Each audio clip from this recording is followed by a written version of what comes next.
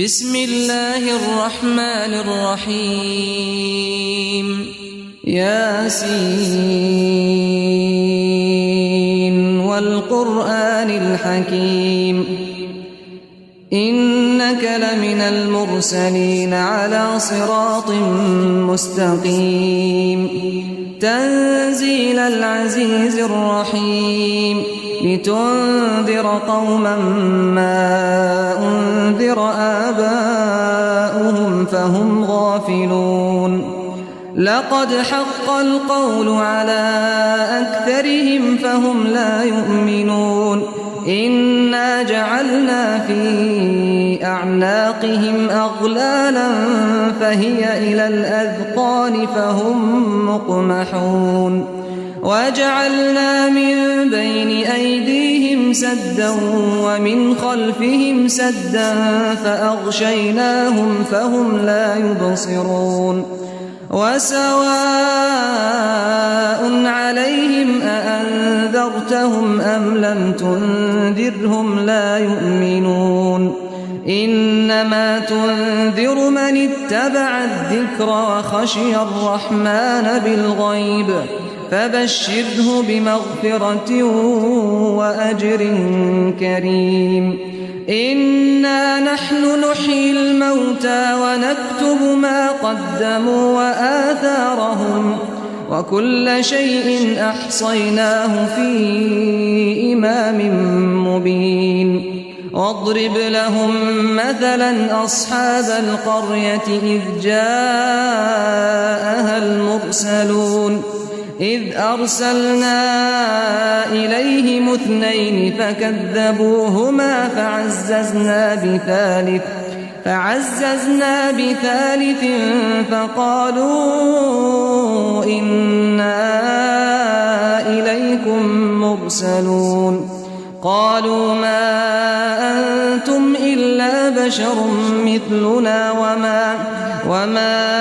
أنزل الرحمن من شيء إن أنتم إلا تكذبون قالوا ربنا يعلم إنا إليكم لمرسلون وما علينا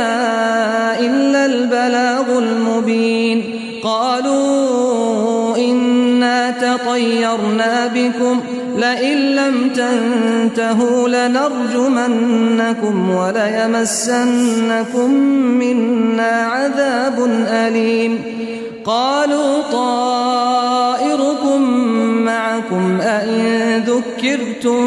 بل أنتم قوم مسرفون وجاء من أقصى المدينة رجل يسعى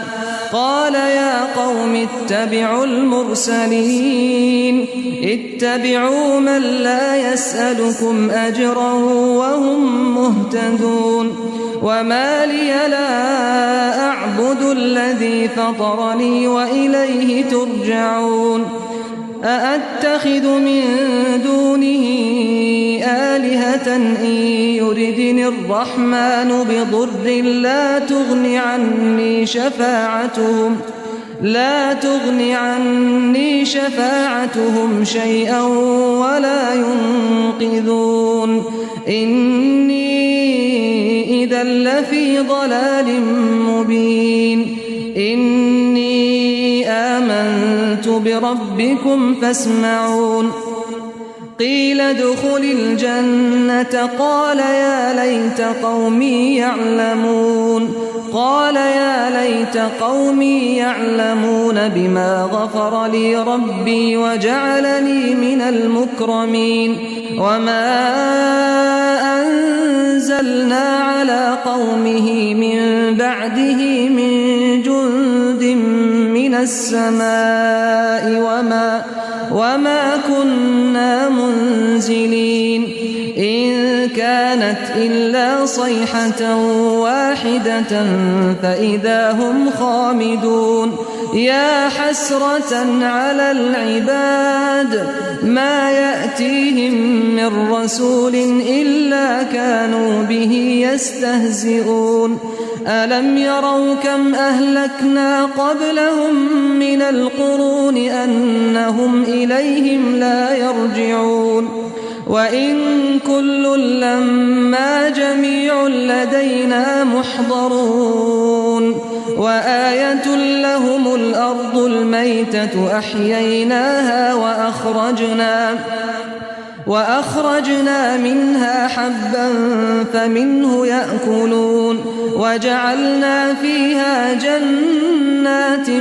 من نخيل وأعناب وفجرنا فيها من العيون ليأكلوا من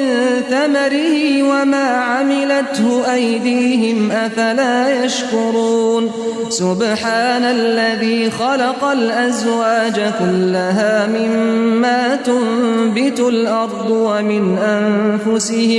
ومن أنفسهم ومما لا يعلمون وآية لهم الليل نسلخ منه النهار فإذا هم مظلمون والشمس تجري لمستقر لها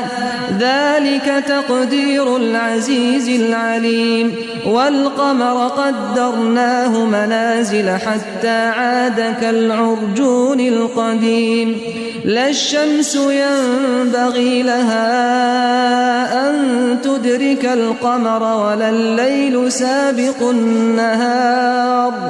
وكل في فلك يسبحون وآية لهم أنا حملنا ذريتهم في الفلك المشحون وخلقنا لهم من مثله ما يركبون وإن نشأ نغرقهم فلا صريخ لهم ولا هم ينقذون إلا رحمة منا ومتاعا إلى حين وإذا قيل لهم اتقوا ما بين أيديكم وما خلفكم لعلكم ترحمون وما تأتيهم من آية من آيات ربهم إلا كانوا عنها معرضين وإذا قيل لهم أنفقوا مما رزقكم الله قال الذين كفروا للذين آمنوا أنطعم من لو يشاء الله أطعمه إن أنتم إلا في ضلال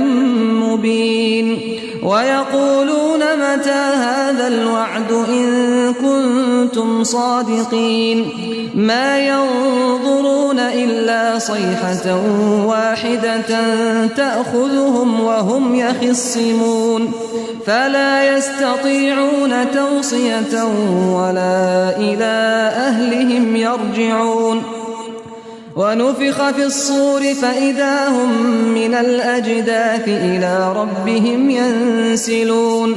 قالوا يا ويلنا من بعثنا من مرقدنا هذا ما وعد الرحمن وصدق المرسلون إن كانت إلا صيحة واحدة فإذا هم جميع لدينا محضرون فاليوم لا تظلم نفس شيئا ولا تجزون إلا ما كنتم تعملون إن أصحاب الجنة اليوم في شغل فاكهون هم وأزواجهم في ظلال على الأرائك متكئون لهم فيها فاكهة ولهم ما يدعون سلام قولا من رب رحيم وامتازوا اليوم أيها المجرمون ألم أعهد إليكم يا بني آدم ألا تعبدوا الشيطان إنه لكم عدو مبين وأن اعبدوني هذا صراط مستقيم ولقد أضل منكم جبلا كثيرا أفلم تكونوا تعقلون هذه جهنم التي كنتم توعدون اصلوها اليوم بما كنتم تكفرون اليوم نختم على أفواههم وتكلمنا أيديهم وتشهد أرجلهم بما كانوا يكسبون ولو نشاء لطمسنا على أعينهم فاستبقوا الصراط فأنى يبصرون ولو نشاء لمسخناهم على مكانتهم فما استطاعوا مضيا ولا يرجعون ومن نعمره ننكسه في الخلق أفلا يعقلون وما علمناه الشعر وما ينبغي له إن هو إلا ذكر وقرآن مبين لينذر من كان حيا ويحق القول على الكافرين أولم يروا أنا خلقنا لهم مما عملت أيدينا أنعاما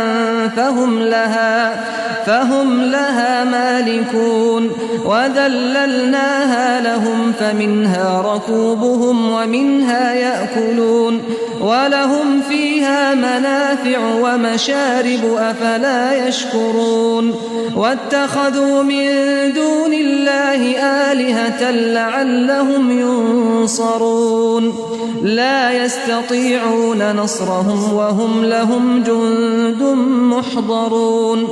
فلا يحزنك قولهم إنا نعلم ما يسرون وما يعلنون أولم ير الإنسان أنا خلقناه من نطفة فإذا هو خصيم مبين وضرب لنا مثلا ونسي خلقه قال من يحيي العظام وهي رميم قل يحييها الذي أنشأها أول مرة وهو بكل خلق عليم الذي جعل لكم من الشجر الأخضر نارا فإذا أنتم منه توقدون أوليس الذي خلق السماوات والأرض بقادر على أن يخلق مثلهم بلى وهو الخلاق العليم إنما أمره إذا أراد شيئا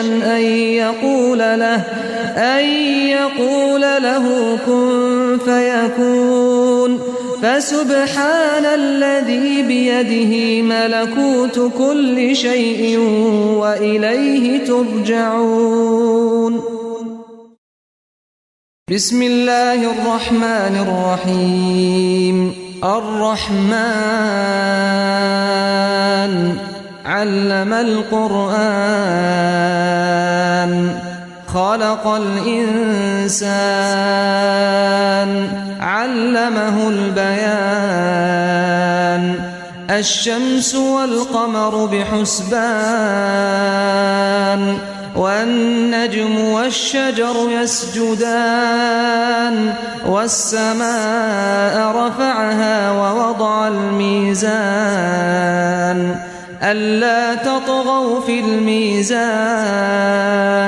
وأقيموا الوزن بالقسط ولا تخسروا الميزان والأرض وضعها للأنام فيها فاكهة والنخل ذات الأكمام والحب ذو العصف والريحان فبأي آلاء ربكما تكذبان خلق الإنسان من صلصال كالفخار وخلق الجان من مارج من نار فبأي آلاء ربكما تكذبان رب المشرقين ورب المغربين فبأي آلاء ربكما تكذبان مرج البحرين يلتقيان بينهما برزخ لا يبغيان فبأي آلاء ربكما تكذبان يخرج منهما اللؤلؤ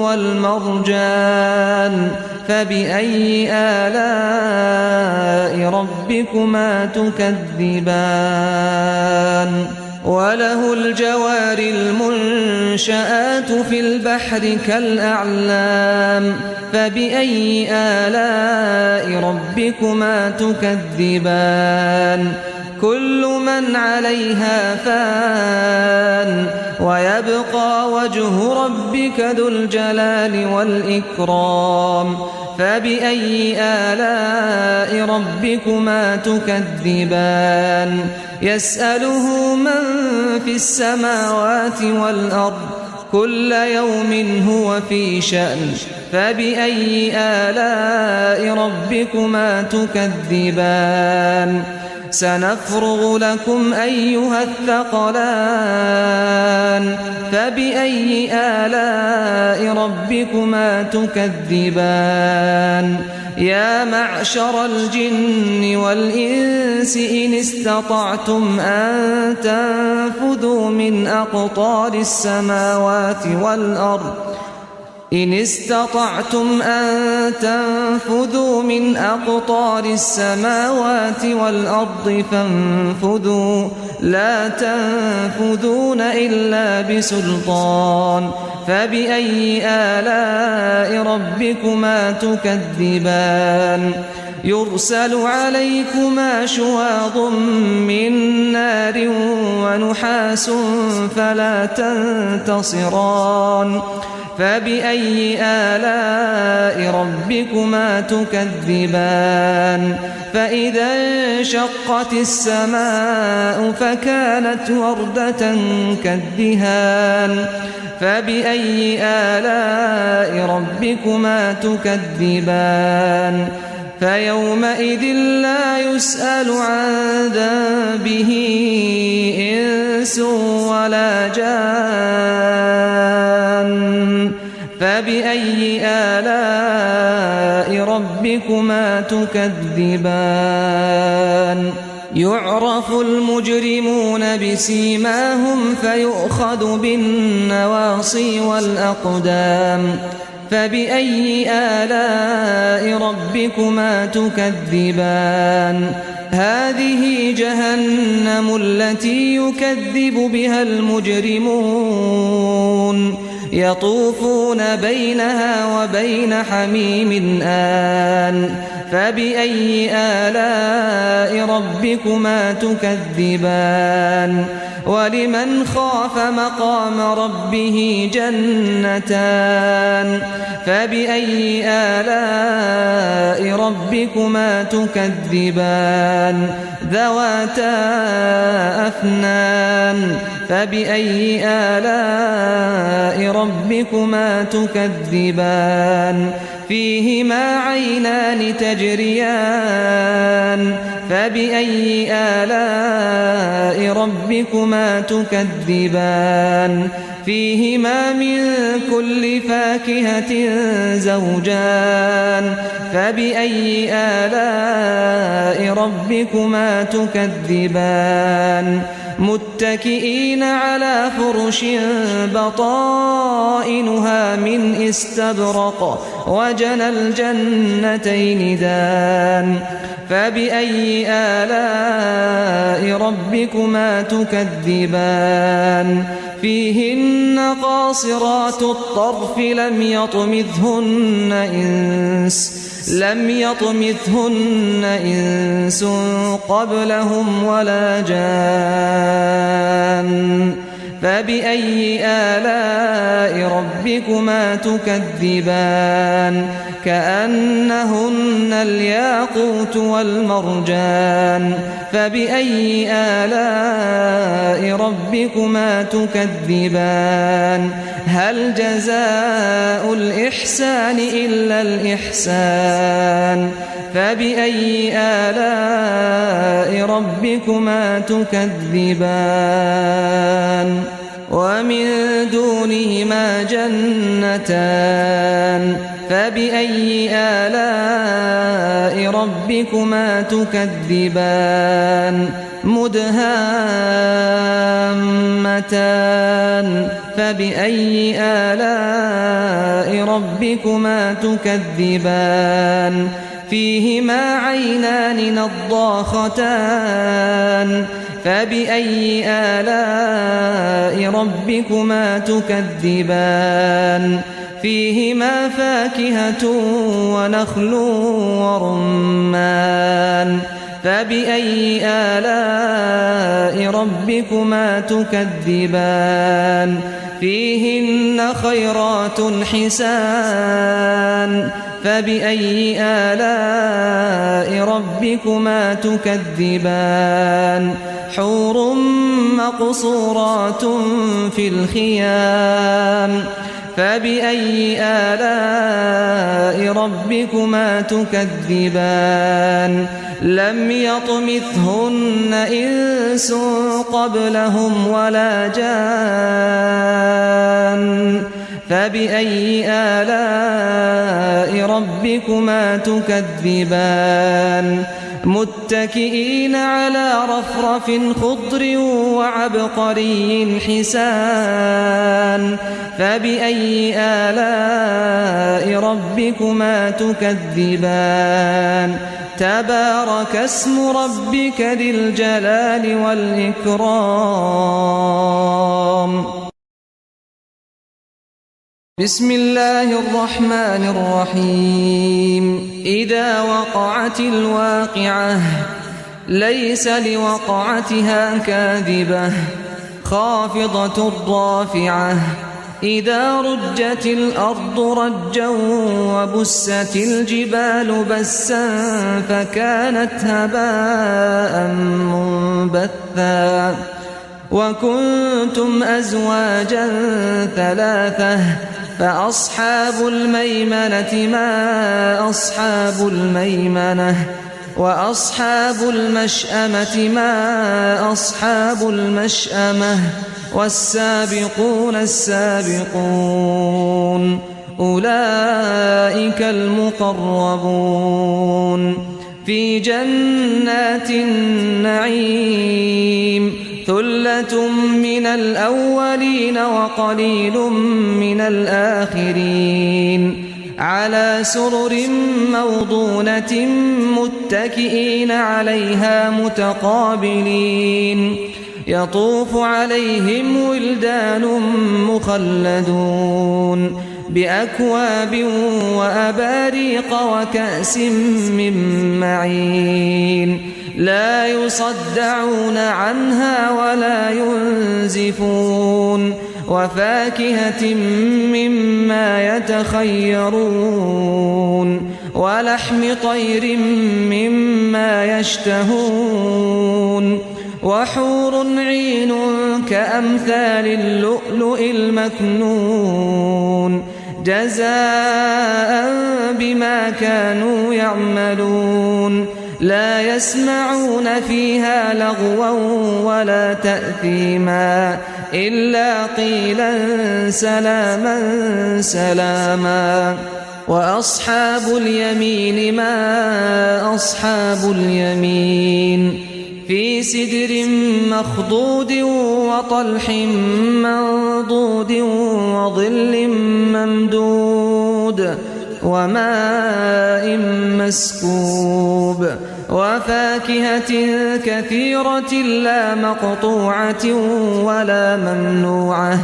وفرش مرفوعة إنا أنشأناهن إنشاء فجعلناهن أبكارا عربا أترابا لأصحاب اليمين ثلة من الأولين وثلة من الآخرين وأصحاب الشمال ما أصحاب الشمال في سموم وحميم وظل من يحموم لا بارد ولا كريم إنهم كانوا قبل ذلك مترفين وكانوا يصرون على الحنث العظيم وكانوا يقولون أئذا متنا وكنا ترابا وعظاما أئنا لمبعوثون أو آباؤنا الأولون قل إن الأولين والآخرين لمجموعون إلى ميقات يوم معلوم ثم إنكم أيها الضالون المكذبون لآكلون من شجر من زقوم فمالئون منها البطون فشاربون عليه من الحميم فشاربون شرب الهيم هذا نزلهم يوم الدين نحن خلقناكم فلولا تصدقون أفرأيتم ما تمنون أأنتم تخلقونه أم نحن الخالقون نحن قدرنا بينكم الموت وما نحن بمسبوقين على أن نبدل أمثالكم وننشئكم فيما لا تعلمون ولقد علمتم النشأة الأولى فلولا تذكرون أفرأيتم ما تحرثون أأنتم تزرعونه أم نحن الزارعون لو نشاء لجعلناه حطاما فظلتم تفكهون إنا لمغرمون بل نحن محرومون أفرأيتم الماء الذي تشربون أأنتم أنزلتموه من المزن أم نحن المنزلون لو نشاء جعلناه أجاجا فلولا تشكرون أفرأيتم النار التي تورون أأنتم أنشأتم شجرتها أم نحن المنشئون نحن جعلناها تذكرة ومتاعا للمقوين فسبح باسم ربك العظيم فلا أقسم بمواقع النجوم وإنه لقسم لو تعلمون عظيم إنه لقرآن كريم في كتاب مكنون لا يمسه إلا المطهرون تنزيل من رب العالمين أفبهذا الحديث أنتم مدهنون وتجعلون رزقكم أنكم تكذبون فلولا إذا بلغت الحلقوم وأنتم حينئذ تنظرون ونحن أقرب إليه منكم ولكن لا تبصرون فلولا إن كنتم غير مدينين ترجعونها إن كنتم صادقين فأما إن كان من المقربين فروح وريحان وجنة نعيم. وأما إن كان من أصحاب اليمين فسلام لك من أصحاب اليمين. وأما إن كان من المكذبين الضالين فنزل من حميم وتصلية جحيم. إن هذا لهو حق اليقين. فسبح باسم ربك العظيم. بسم الله الرحمن الرحيم. تبارك الذي بيده الملك وهو على كل شيء قدير. الذي خلق الموت والحياة ليبلوكم أيكم أحسن عملا وهو العزيز الغفور. الذي خلق 7 سماوات طباقا ما ترى في خلق الرحمن من تفاوت فارجع البصر هل ترى من فطور ثم ارجع البصر كرتين ينقلب إليك البصر خاسئا وهو حسير. ولقد زينا السماء الدنيا بمصابيح وجعلناها رجوما للشياطين وأعتدنا لهم عذاب السعير. وللذين كفروا بربهم عذاب جهنم وبئس المصير. إذا ألقوا فيها سمعوا لها شهيقا وهي تفور تكاد تميز من الغيظ. كلما ألقي فيها فوج سألهم خزنتها ألم يأتكم نذير قالوا بلى قد جاءنا نذير فكذبنا وقلنا ما نزل الله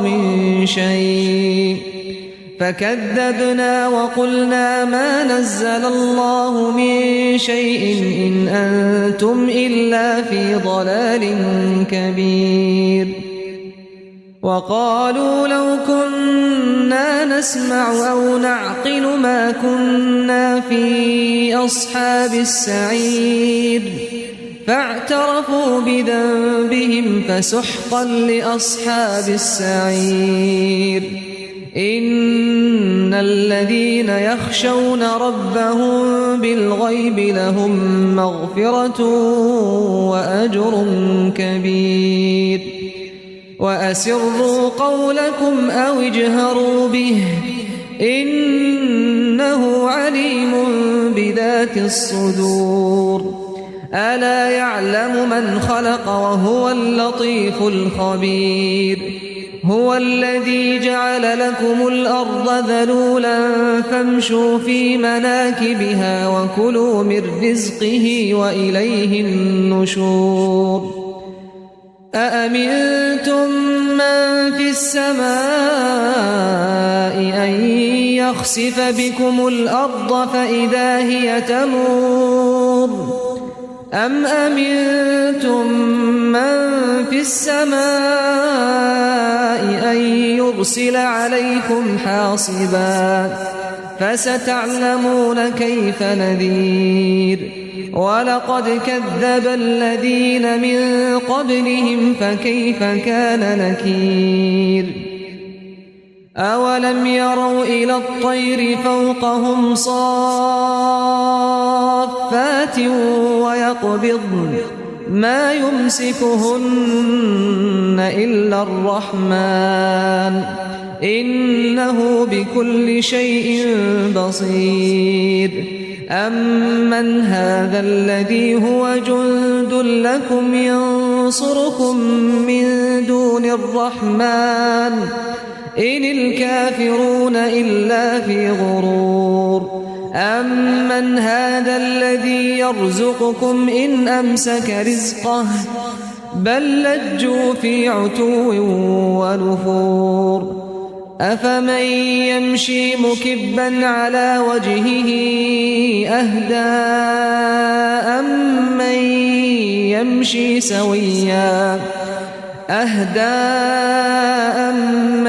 يَمْشِي سَوِيًّا عَلَىٰ صِرَاطٍ